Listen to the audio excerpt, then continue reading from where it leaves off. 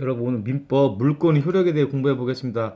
가압류라는 것은 가압류를 공부해 볼 건데 가압류는 먼저 그 목, 채권자에게만 뭐예요 이게 채권자에게만 그러니까 재산을 빼돌리는 것을 막는 제도가 가압류예요. 좀 이따가 다시 해보고 안분배당이라는 거 보자면 상호간의 우열이 없고 동순위로 채권액에 따라서 배당하는 것을 안분배당이라고 하고 그리고 이제 부동산 저당권 성립 후 후순위 가압류 채권자가 있을 경우에는 저당권자가 가압류 채권자보다 우선 변제되는 거예요. 그리고 좀 이따 다시 해볼게요. 그리고 동일한 부동산의 1번 저당권 A 그리고 1번 저당권 B 그리고 2번 저당권 C 유증권자 D가 있을 때 순서대로 성립한 경우에 이제 2번 저당권자가 저당권자 C가 경매 신청을 하면 유치권을 제외하고 모든 채권자는 모든 권리는 경매 실행으로 소멸하고 순위대로 배당받는다.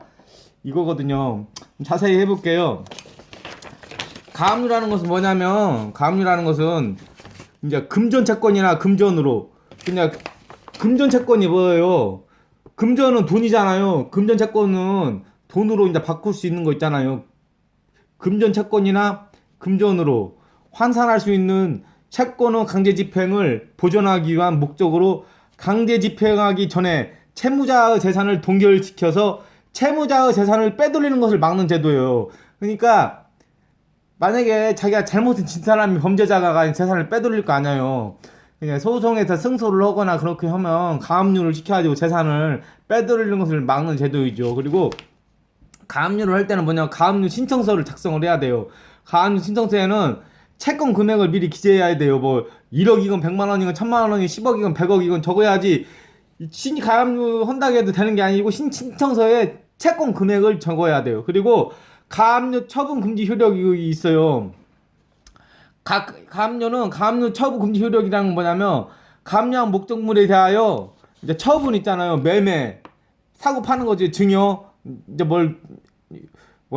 증여하는 거 그리고 담보 설정은 금지가 돼요. 가압류를 하면 가압류 하면 그리고 재산의 이제 처분 매매 증여 담보 설정이 이제 금지가 되는 거예요. 가압류는 채권자에게만 무효예요. 이거 가압류를 했다고 해서 이것을 재산을 무효이지만은 가압류한 재산을 채무자가 처분하여도 그 처분행위는 절대적 무효가 아니고 가압류한 채권자에게만 상대적 무효이다. 말이 상당히 어렵죠. 그러니까 가압류한 채권자 가압류한 사람한테 무효이고 다른 사람한테 팔 수가 있다는 거예요. 이게 무효 그냥 원래 무효이지만은 또 매매 증여 담보 설정을 이제 처분을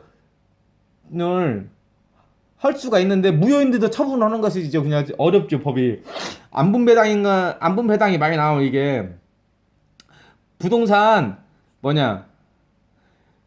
확정일자 박잖아. 확정일자 그러니까 예를 들어 3번 먼저 오면 선순위 가압류와 확정일자 임차인을 배당하는 게 먼저 가압류를 했는데 선순위 가압류를 했는데 확정일자부가 생기면 안분배당하는 거예요. 확정일자부 그러니까 동일하게 재산에 예를 들어서 경매로 해서 100만원이 나오면 50만 원 나누는데 수수료 빼고 한 40 얼마씩 나눠 갖겠죠. 그냥 그게.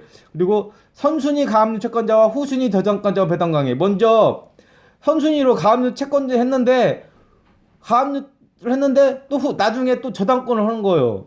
후순위 가압류 했는데 후순위 저당권자 오면 또 안분배당. 그러니까 동일하게 또 배당을 하는 거예요. 그 금액에 따라서. 1번은 상호간의 우열이 없고 동순위로 채권에 따라서 배당하는 것을 안분배당이라는 거예요. 그러니까 두 가지 하면 보통 사람들이 전세권 설정 같은 거 하잖아. 전세를 해서 확정일자 받잖아. 확정일자부. 근데 확정일자부 받는 거 예를 아파트나 뭐 주택에 들어갔는데 이 사람이 확정일자 받기 전에 선순위 가압류가 됐을 거 아니에요. 빚이 대출 받았으니까.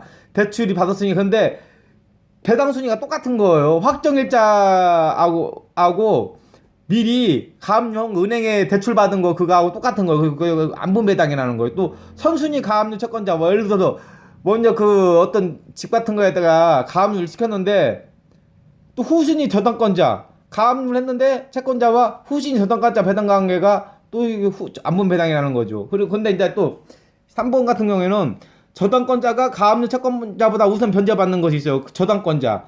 부동산 저당권 성립 후 후순위 가압류 채권자가 있는 경우에는 부동산 저당권 성립 후 후순위 가압류 채권자가 있는 경우에는 저당권자가 가압류 채권자보다 우선 변제받는다. 그리고 또 이거 4번 동일한 부동산의 1번 저당권자 A 그리고 1번 저당권자 B 그 2번 저당권자 C 그 유치권자 D가 있어요. 근데 순서로 성립한 경우에 2번 저당권자 C지요. C가 이제 목적물이 경매한 경우 예를 들어 돈 줘 근데 안 주니까 경매 신청했는데 유치권자 D만 빼고 모든 권리는 경매 실행으로 소멸해버려요. 권리가 경매를 하면 모든 권리가 유치권을 빼고 소멸하고 이제 순서대로 배당을 받는 거 순위대로 배당을 받는 거예요.